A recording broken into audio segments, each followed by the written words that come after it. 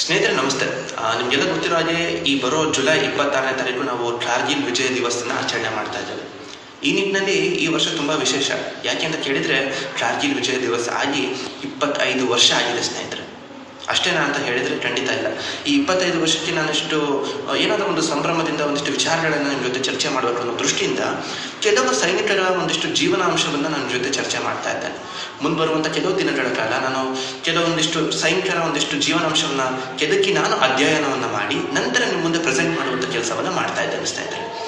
ಇವತ್ತು ನಾವು ವಿಕ್ರಮ್ ಬಾತ್ರಾ ನೀವೆಲ್ಲ ಕೇಳೇ ಇರ್ತೀರ. ಇವರು 1974 ಸೆಪ್ಟೆಂಬರ್ 9ನೇ ತಾರೀಕು ಹುಡ್ತಾರೆ. ಇವರು ಎಜುಕೇಷನ್ ಅಂತ ನೋಡಿದರೆ BAV ಕಾಲೇಜ್ನಲ್ಲಿ ಅವರ ಒಂದು ಎಜುಕೇಷನ್ನ ಪಡ್ಕೊಳ್ತಾರೆ, ಅಂದರೆ ಕಾಲೇಜನ್ನ ಅವರು ಮುಗಿಸ್ತಾರೆ. ಅದಾದ ನಂತರ ಪಂಜಾಬ್ ಯೂನಿವರ್ಸಿಟಿಯಲ್ಲಿ MA ಮಾಡಲಿಕ್ಕೆ ಅಂತ ಹೋಗ್ತಾರೆ. MA ಇನ್ ಇಂಗ್ಲೀಷ್ ಮಾಡಬೇಕು ಅನ್ನುವಂತಹ ಒಂದು ಹಂಬಲದಿಂದ ಅವರು MA ಕೂಡ ಜಾಯ್ನ್ ಆಗ್ತಾರೆ. ಅದಾದ ನಂತರ ಈ MA ಮಾಡುವಾಗ ಕಾಲೇಜ್ ಲೈಫ್ ಅಂದರೆ ನಿಮ್ಗೆ ಗೊತ್ತಿರುತ್ತೆ, NSS ಅನ್ನುವಂತಹ ಅಥವಾ NCC ಅನ್ನುವಂತಹ ಒಂದು ಏನು ಟ್ರೂಪ್ ಅನ್ನುವಂಥದ್ದು ಅಲ್ಲಿ ನಡೀತಾ ಇರುತ್ತೆ. ಈ NCCಯನ್ನು ನಾನು ಸೇರಬೇಕು ಅನ್ನುವಂಥ ನಿಟ್ಟಿನಲ್ಲಿ ಈ NCCನ ಜಾಯ್ನ್ ಆಗ್ತಾರೆ ವಿಕ್ರಮ್ ಬಾತ್ರಾ ಅವರು.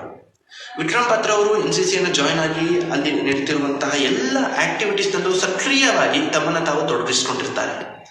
ಅದಾದ ನಂತರ ನಡೆಯೋದು ತುಂಬಾನೇ ಒಂದು ಹೊಸ ರೀತಿಯ ಒಂದು ಬದಲಾವಣೆ ಅನ್ನುವಂಥದ್ದನ್ನು ನಾವು ವಿಕ್ರಮ್ ಬಾತ್ರಲ್ಲಿ ಕಾಣ್ಬೋದು.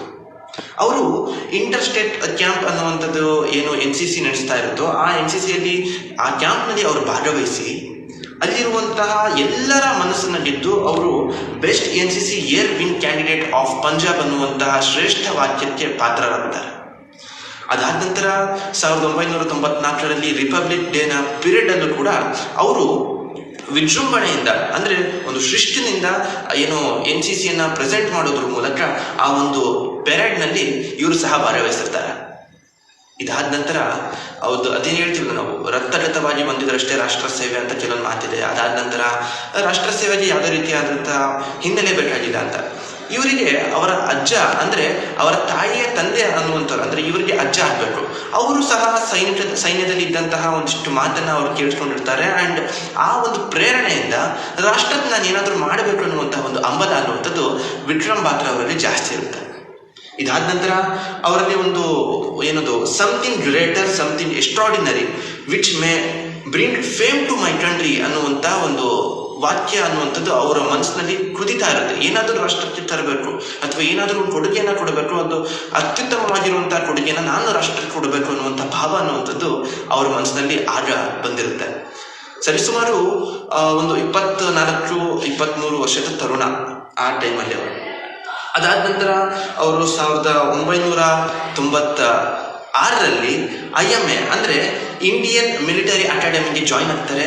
ಆ ಆಸ್ಪಾಸಲ್ಲಿ ಅವರು ಕ್ಯಾಡ್ ಎನ್ನುವಂಥ ಎಕ್ಸಾಮ್ ಅಂದರೆ CDS ಅನ್ನುವಂಥ ಎಕ್ಸಾಮ್ನ ಬರೀತಾ ಇರ್ತಾರೆ.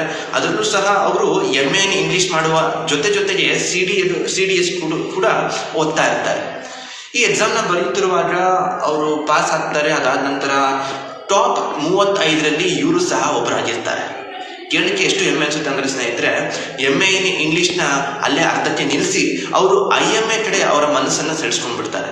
ಸಹಜವಾಗಿ ಯಾವುದಾದ್ರೂ ಒಂದು ರಾಷ್ಟ್ರ ಸೇವೆ ಅಂದ ತಕ್ಷಣ ಇವರು ಮನಸ್ಸನ್ನುವಂಥದ್ದು ತುಂಬ ಉತ್ಸಾಹದಿಂದ ಕೂಡಿರ್ತಾ ಇರ್ತಿತ್ತು. ಅದಾದ ನಂತರ ಇವರು CDSನ ಬರೆದು ಟಾಪ್ 35ನ ಬಂದಿರ್ತಾರೆ. ಅವರು ಆ ಒಂದು ನಿಟ್ಟಿನಲ್ಲಿ IMAನ ಜಾಯ್ನ್ ಆಗ್ತಾರೆ.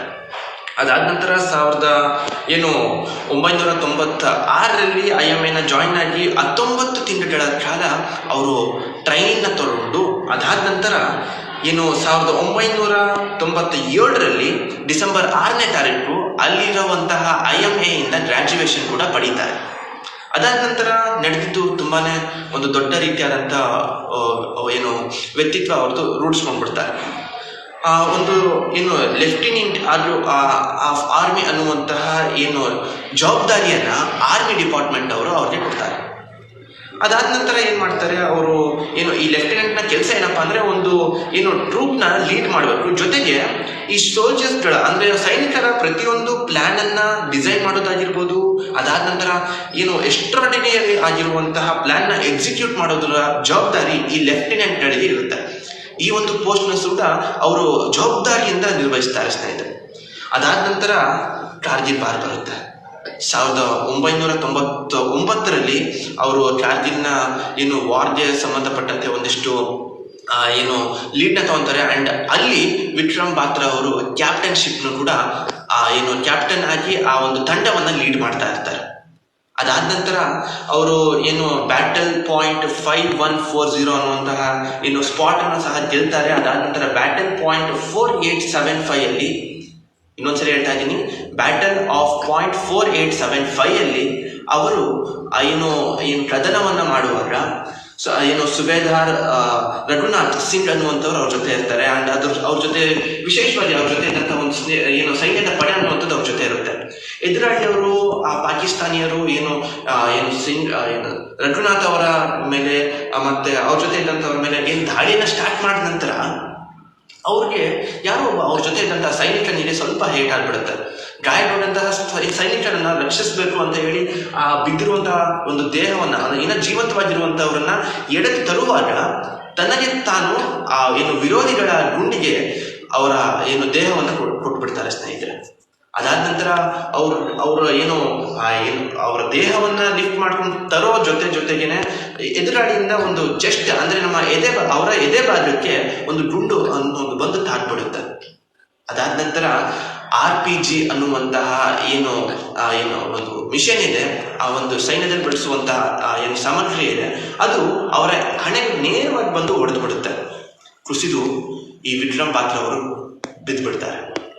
ಸ್ನೇಹಿತರೆ, ಇಷ್ಟೆಲ್ಲವನ್ನು ನೋಡಿದಾಗ ನಮ್ಗೆ ಅನ್ಸೋದೇನಪ್ಪಾ ಅಂದ್ರೆ ಇವರು ಕಾರ್ಗಿಲ್ ಹೀರೋ ಅಂತ ಕರಿಬೋದಲ್ಲ ಅಂತ ಹೇಳಿ ಅವತ್ತಿನ ಒಂದು ಜನರೆಲ್ಲ ಇವ್ರನ್ನ ಕಾರ್ಗಿಲ್ ವಾರ್ ಹೀರೋ ಅಂತ ಒಂದು ಹೆಸರನ್ನ ಇವರಿಗೆ ಕೊಡ್ತಾರೆ. ಅಷ್ಟೇ ಅಲ್ಲ, ಪರಮವೀರ್ ಚಕ್ರವನ್ನು ಕೂಡ ಇವರಿಗೆ ಕೊಡ್ತಾರೆ. ಸ್ನೇಹಿತರೆ, ಮುಂದಿನ ಒಂದು ವಿಡಿಯೋಗಳಲ್ಲಿ ನಾನು ನಿಮ್ಮ ಜೊತೆ ಹೊಸ ಒಂದಿಷ್ಟು ಮಾಹಿತಿಯನ್ನು ಹಂಚ್ಕೊಳ್ತೀನಿ. ಅಂಡ್ ಅದ್ರ ಜೊತೆಗೆ ಸೈನಿಕರ ಒಂದಿಷ್ಟು ಜೀವನ ಚರಿತ್ರೆಯನ್ನು ನಿಮ್ಮ ಮುಂದೆ ತರುವಂತ